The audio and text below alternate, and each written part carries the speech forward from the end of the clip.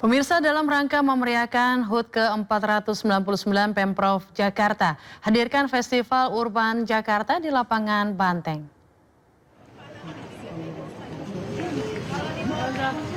Semasa piknik merupakan festival urban yang memberi ruang bagi UMKM dan pelaku kreatif untuk menampilkan produk dan karya budaya, kuliner dalam format bazar modern, serta pertunjukan seni khas Jakarta. Acara digelar mulai 26 hingga 28 Juni 2020.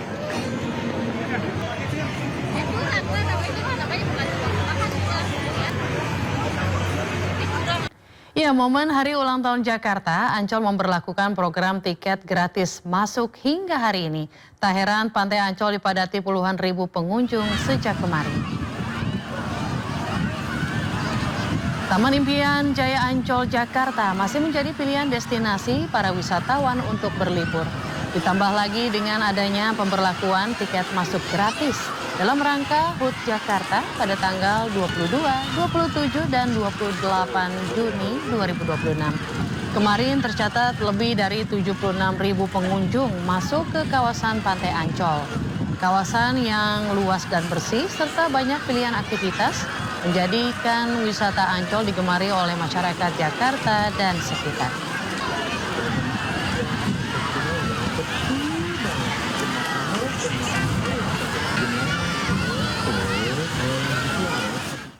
Selain berburu kuliner, Jakarta Fair 2026 menjadi spot para pecinta otomotif, terutama di segmen motor listrik.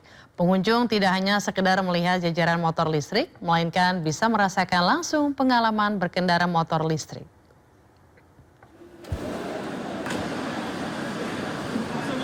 Area test drive yang berada di Hall A G-Expo Kemayoran. Seluruh jenis motor listrik bisa dicoba pengunjung di area test drive untuk memantapkan hati sebelum membeli. Sejumlah titik di area test drive memiliki medan berbeda, mulai dari speed bump hingga tanjakan dan turunan untuk memberikan pengalaman berkendara bagi Anda yang ingin menilai performa kendaraan.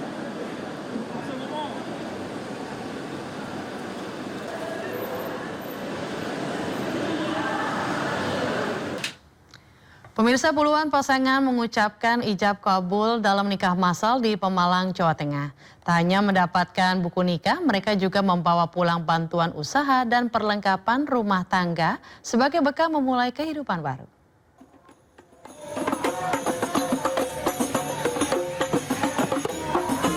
Suasana penuh haru dan kebahagiaan mewarnai pelaksanaan nikah massal di kantor Kementerian Agama Kabupaten Pemalang. Sebanyak 20 pasangan dari 14 kecamatan resmi menikah dalam acara yang dihadiri langsung Menteri Agama Nasaruddin Umar. Seluruh peserta mendapatkan fasilitas secara gratis, mulai dari busana tata rias, mahar, buku nikah, souvenir, hingga bantuan usaha sebagai modal awal membangun keluarga. Senang? Senang, kenapa? Enggak. Bareng-bareng rame, terus dihadirin Pak Menteri juga. Belum tentu yang lain bisa seperti ini. Hemat juga Pak ya? Hemat, iya. Gratis itu gimana? Gratis, Kasih apa aja? usaha, mahar, uang transport, dan uang saksi-saksi juga. Gimana? Senang. Kenapa? Ya karena rame aja Pak, sama seneng aja niat nikah. Udah lama dengan calon istri? Udah lama. Udah lama? Iya. Ke depan untuk memberikan bantuan terhadap mereka-mereka yang memenuhi syarat untuk kawin tapi menghendaki efisiensi, ya, efektivitas. Ya, semuanya ini adalah gratis ya. Dapat kartu rumah tangga baru, kemudian juga akte nikah khusus, kemudian juga KTP baru, semuanya difasilitasi oleh negara, semuanya gratis. Melalui program Bimas Islam Mantu, Kementerian Agama berharap semakin banyak masyarakat memperoleh legalitas pernikahan, sekaligus memiliki bekal untuk membangun keluarga yang mandiri, harmonis, dan sejahtera. Dari Pemalang, Jawa Tengah, Suryana Soekarno, iNews melaporkan. Jumlah manajer Koperasi Merah Putih yang meninggal dunia saat mengikuti latihan dasar militer kembali bertambah menjadi 5 orang. Menanggapi hal ini, Kementerian Pertahanan menegaskan proses seleksi kesehatan telah dilakukan sesuai dengan standar operasional prosedur. Ketua Tim Kesehatan Program SPPI, Dr. Ihsan, menjelaskan seluruh peserta telah menjalani pemeriksaan kesehatan menyeluruh sebelum dinyatakan lolos, mulai dari pemeriksaan fisik, laboratorium, ronsen, hingga USG.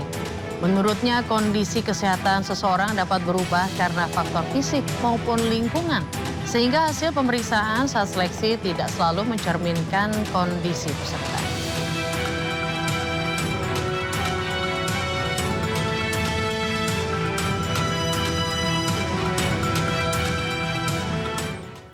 Sementara itu, Kementerian Pertahanan Republik Indonesia pastikan porsi latihan Sarjana Penggerak Pembangunan Indonesia atau SPPI dalam latihan dasar militer atau Latsarmil telah terukur.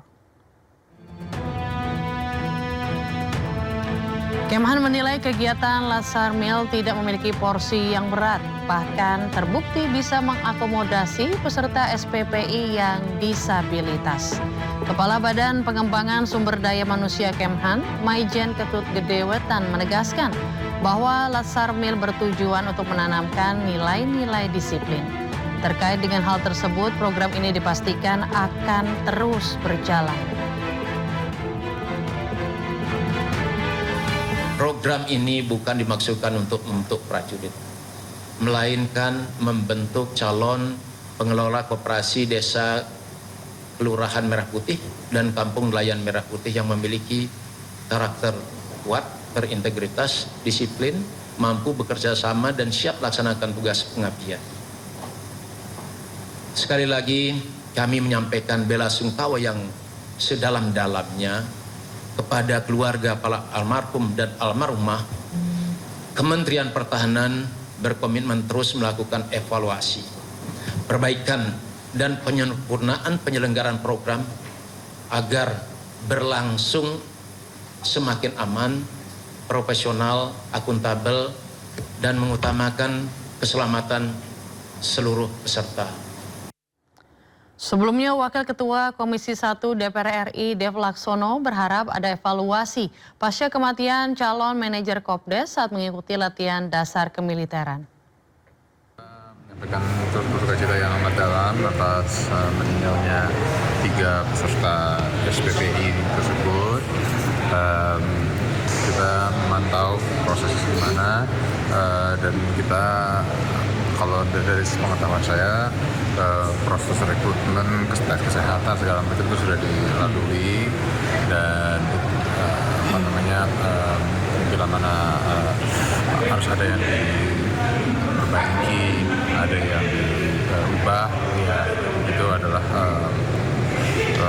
masukan yang harus diterima untuk menyempurnakan program tersebut sehingga program yang dibuat untuk kepentingan bangsa dan masyarakat ini benar-benar bisa berjalan dengan baik.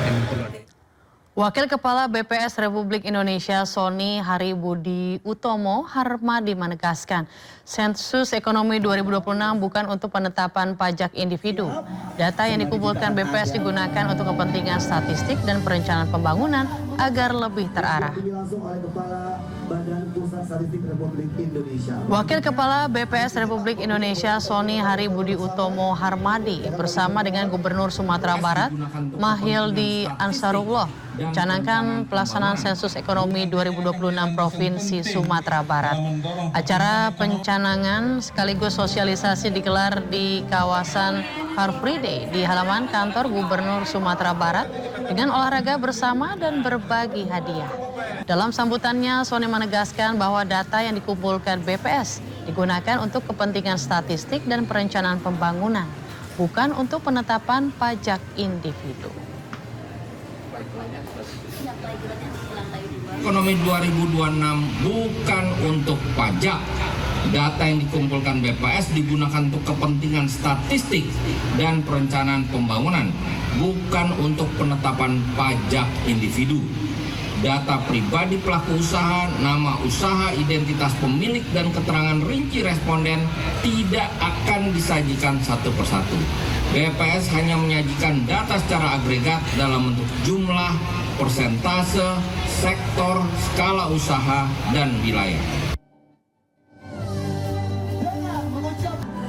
Sementara itu, Gubernur Sumatera Barat Mahyildi menyebut data yang terkumpul dapat membantu pemerintah untuk mengetahui jumlah usaha, lokasi, skala, sektor, dan kebutuhan pelaku usaha secara lebih tepat.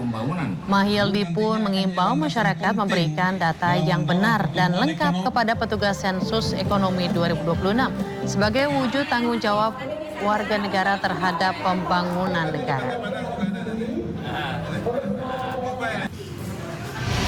Data yang dihasilkan nantinya akan menjadi landasan penting dalam mendorong pertumbuhan ekonomi, memperkuat dunia usaha, serta meningkatkan kesejahteraan masyarakat. Sehingga memang kita berharap permasalahan dari tahun itu bisa kita selesaikan tahun itu juga. Nah, kalau itu disinilah arti penting data bagi kita. Kejaksaan Republik Indonesia bersama Apetnas terus memperkuat sinergi untuk mendorong tata kelola pemerintahan desa yang transparan dan akuntabel. Melalui program Jaksa Garda Desa atau Jaga Desa, pengawalan program prioritas nasional diharapkan berjalan tepat sasaran serta mendukung pembangunan desa yang berkelanjutan. Di Sumatera Selatan, Kejaksaan dan Apetnas memperkuat kolaborasi dalam mengawal program Jaga Desa dan berbagai program strategis nasional. Sinergi ini diharapkan memperkuat peran BPD agar pemerintahan desa berjalan lebih transparan, akuntabel, dan tepat sasaran. Melalui program Jaga Desa, Apetnas dilibatkan sebagai mitra strategis Kejaksaan dalam mengawal program makan bergizi gratis, Jaga Indonesia Pintar, serta program kesejahteraan masyarakat lainnya. Pendampingan ini juga bertujuan menjaga tata kelola pemerintahan dan perekonomian desa tetap berjalan dengan baik. Jaksa Agung Muda bidang intelijen sekaligus Ketua Dewan Pengawas Apetnas Indonesia, Reda Mantovani, menegaskan Apetnas hadir sebagai mitra kejaksaan untuk mendorong terciptanya pemerintahan desa yang baik, bersih, dan bertanggung jawab. Bisa mereka ini teman-teman BPD bisa mendukung kejaksaan dalam membuat tata kelola keuangan desa yang baik, gitu. Kan harapannya nih menurunnya tingkat terjaringnya kades atau perangkatnya terkena tipikor. Tahun lalu ada 525 oknum kades beserta perangkatnya. Kita minta bantuan ini, tolong dong awasi nih. Nah, alhamdulillah kita udah bulan Juni nih, itu oknum perangkat yang terjaring itu makin jauh berkurang. Ya nggak sampai 50, ya kan? Jadi tahun lalu 525, tahun ini bulan Juni ya 50-an. Sementara itu, Gubernur Sumatera Selatan Herman Deru menyambut baik penguatan sinergi Kejaksaan dan Apetnas. Menurutnya, kolaborasi ini akan memperkuat pengawalan program pemerintah, sekaligus mendorong pembangunan dan pemberdayaan masyarakat hingga ke tingkat desa. Melalui pengukuhan DPC Apetnas Sumatera Selatan, sinergi antara kejaksaan, pemerintah daerah, dan unsur pemerintah desa diharapkan semakin kuat. Ini tentu merupakan kehormatan tersendiri sebab ada penugasan-penugasan khusus untuk anggota Apetnas dan pengurus, yakni jaga desa. Bagaimana MBG harus berjalan dengan baik, bagaimana perekonomian harus menggeliat, bagaimana pembangunan dan jalannya roda pemerintahan bersama para perangkat dan kepala desa ini dirasakan oleh masyarakat